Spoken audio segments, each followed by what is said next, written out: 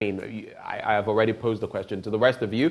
I'll come now to Dr. Saad Iddrisu for your quick take on how far we have come, why we keep going back to the doorstep of the IMF. Quick reflections on that. Dr. Iddrisu, are you online? Can you hear me? Is it okay now? I can hear you, sir. Yes. I've been having a problem with the connection this morning. Good morning to you and good morning to my co-panelists as well as the listeners. Ben, there was one interesting part about the documentary when I was watching. I think that was with the one that Bright presented. When you looked at the history of the IMF bailout, something pricked my mind or something drew my attention to it, in the sense that when you do all the calculations with regards to how much Ghana have gotten since 1966 all the way till now, it's about 3 billion. It's not even up to 4 billion in that analysis. Then all of a sudden, the country is going to take a 3 billion loan credit facility. I'm bringing this to explain the fact that it seems our constitution in general, the Ghanaian constitution, has given room to governments to borrow anyhow they like. When you have a constitution that doesn't have a limit, and I don't want to say the president, but the government in power could do anything at all they like, we are going to have debt crisis like this. Not just the current government, but even if you go back to look at all the previous data. Now, aside just the IMF bailout, come to the public debt itself. Look at the monetary policy report of Bank of Ghana. That's the January monetary policy report, January 2017. It's reported that as of November 2016, our total public debt stock was $30.1 billion.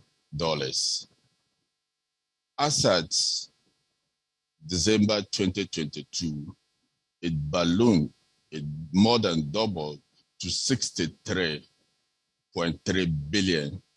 That is what is reported in the IMF report. So what does it tell you? Looking at this small data or looking at this comparison, it's telling you that we have a constitution that gives power to whoever is in office to do anything at all they like. And at that point in time, God forbid, if we have the case of Idi Amin, who can borrow up to $1 billion, they will definitely do that. And they will be within the legal limits of the law. They are not breaking any law, but they are putting the country in a debt crisis, but it's still legal. So when you are a growing nation, especially like an African nation, you don't make laws with so much loopholes that people in power could take advantage of.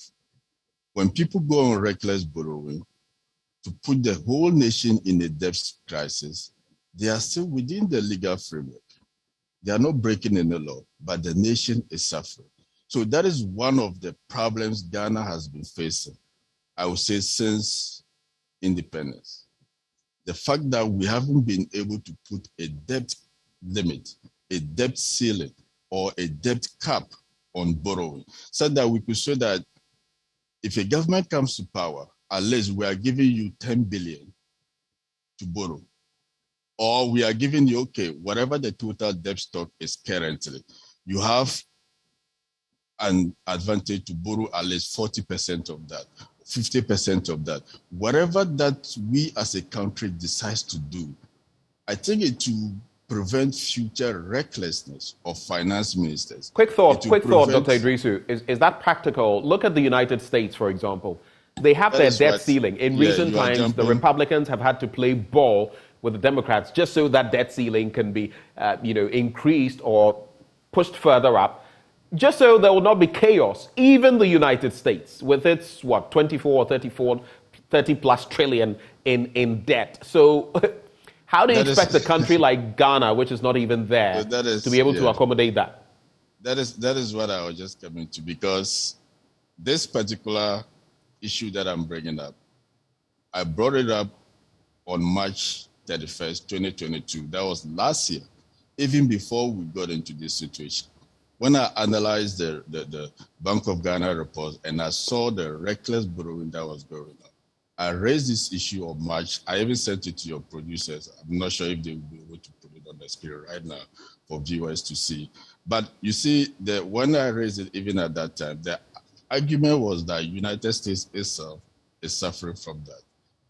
United States, with their over 200 years of democracy, even still has a debt ceiling, which has just recently become an issue for discussion between the Republicans and the Democrats. Why will their democracy with over 200 years, why would they even have something like that in place?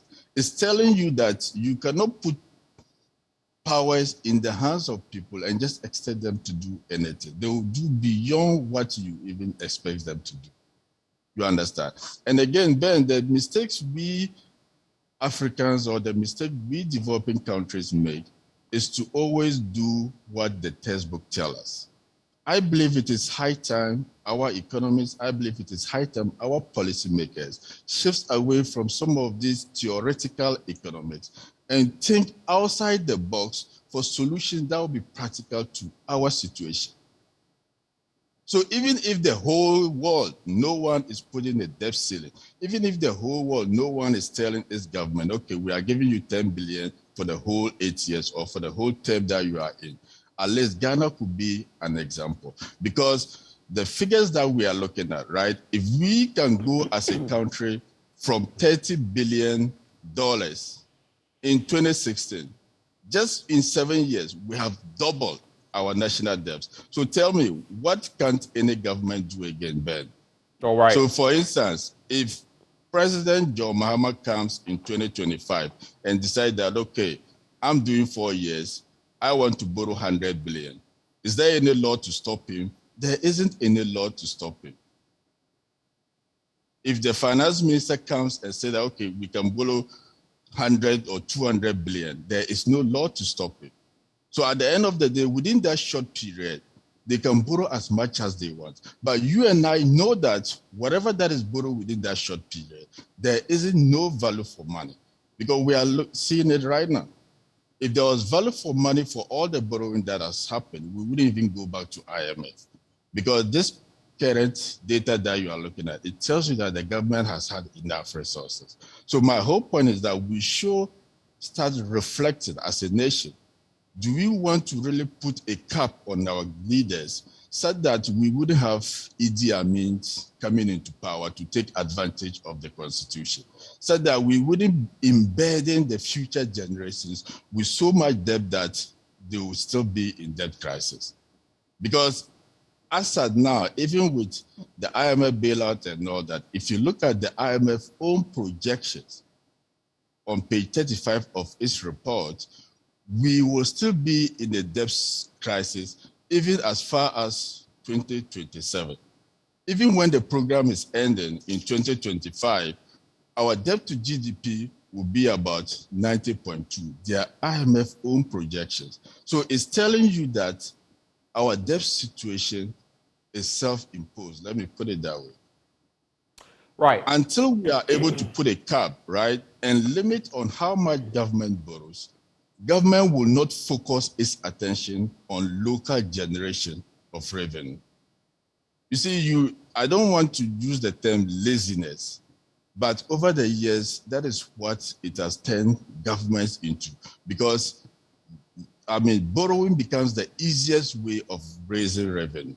Okay. So their attention is not actually on the domestic economy, how to be able to generate the economy, how to be able to stimulate the economy, so that the economy itself can provide enough revenue to support government projects.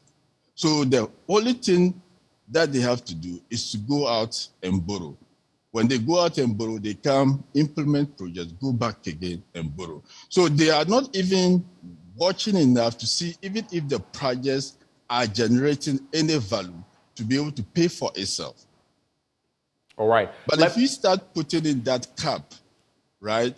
Believe me, we are going to bring government attention onto the domestic economy. Governments upon government will now start looking locally how to be able to stimulate sectors of the economy so that they will be able to generate revenue on its own. Okay. So doing that, we'll be able to even increase our imports. Let me have you pause.